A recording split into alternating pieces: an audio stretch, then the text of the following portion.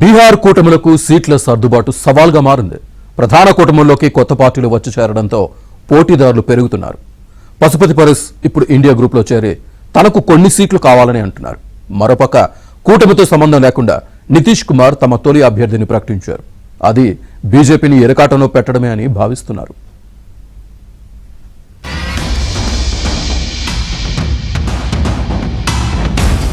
Bihar assembly ఎన్నికలు మరో 2 నెలల్లోపే జరగబోతున్నాయి. 243 అసెంబ్లీ స్థానాలున్న అసెంబ్లీకి సంబంధించి ఎన్నికల షెడ్యూల్ ఏ క్షణమైనా వెలువడే అవకాశం ఉంది. కోవిడ్-19 కారణంగా 2020లో ఎన్నికలు ఆలస్యమైనా ఈసారి మాత్రం ఆ అవకాశం లేదని చెబుతున్నారు. 1-2 రోజుల్లో ఎన్నికల తేదీలు రానుండగా ప్రధాన కూటములు మాత్రం ఏడాది నుంచే ఏర్పాట్లలో తలమునకలై ఉన్నాయి. విద్య, వైద్యం, మౌలిక వస్తువులు, ఉద్యోగాలు, శాంతి భద్రతలపై పార్టీల వైపు నుంచి హామీల వర్షం కురిపిస్తున్నప్పటికీ కూటముల మధ్య సీట్ల సర్దుబాట్లు మాత్రం ఓ కొలిక్కి రావటం లేదు.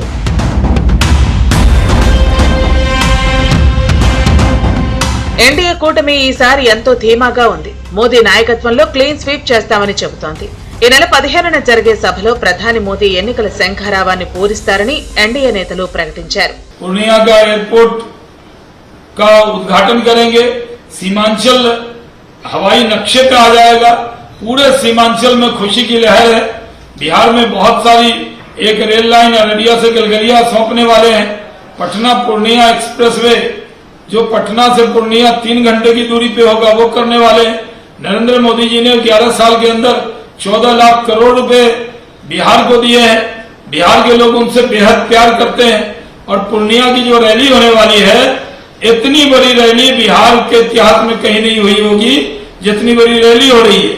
पूरा पूर्णिया उलटकर उसमें आने वाला है। प्रधानमंत्री का अभिनंदन करने वाला है। प्रधानमंत्री नरेंद्र मोदी जी के आशीर्वाद से नीतीश कुमार के नेतृत्व में एनडीए चुनाव लड़ेगा और भारी बहुमत से जीतेगा। అటు ఎన్డీఏ ఇటు ఇండియా కూటమికి సీట్ల సర్దుబాటు విషయంలో సవాళ్లు తప్పటం లేదు. ఇండియా గ్రూప్ లోకి కొత్తగా వచ్చి చేరే పార్టీలతో ఇబ్బందులు ఏర్పడుతున్నాయి. ఎన్డీఏలో ప్రాంతీయ శక్తులు అదనపు సీట్లు డిమాండ్ చేస్తున్నాయి. ప్రస్తుతం సీఎం నితీష్ కుమార్ నేతృత్వంలో ఎన్డీఏలో బీజేపీ కూడా ప్రధాన భాగస్వామిగా ఉంది.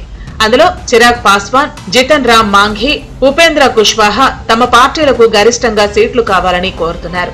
అదే టైంలో జార్ఖండ్ సీఎం హేమంత్ సోరెన్ నేతృత్వంలోని జేఏఎం, పశుపతి పరస్ సైతం మా సంగతి తేల్చండి అంటూ ఇండియా కూటమిపై ఒత్తిడి తెస్తున్నారు.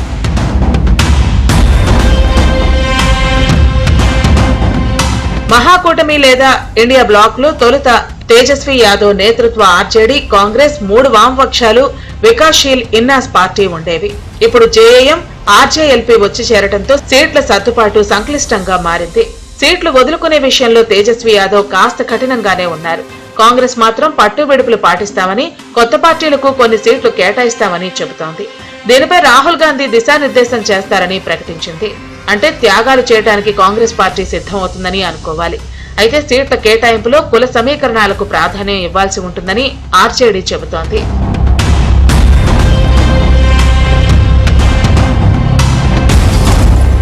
ఎన్డీఏ కూటమిలో లుకలుకలు తప్పటం లేదు. తమకు తగిన సీట్లు కేటాయించకపోతే ఒంటరిగా పోటీ చేసేందుకు రెడీ అవుతామని హిందుస్థాన్ అవామీ మోర్చా నాయకుడైన మాజీ సీఎం జితన్ రామ్ మాంఘీ హెచ్చరిస్తున్నారు.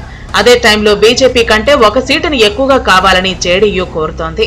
అప్పుడే మరోసారి నితీష్ మాత్రమే సీఎం అవుతారన్న సందేశం ఓటర్లకు చేరుతుందని వాదిస్తోంది.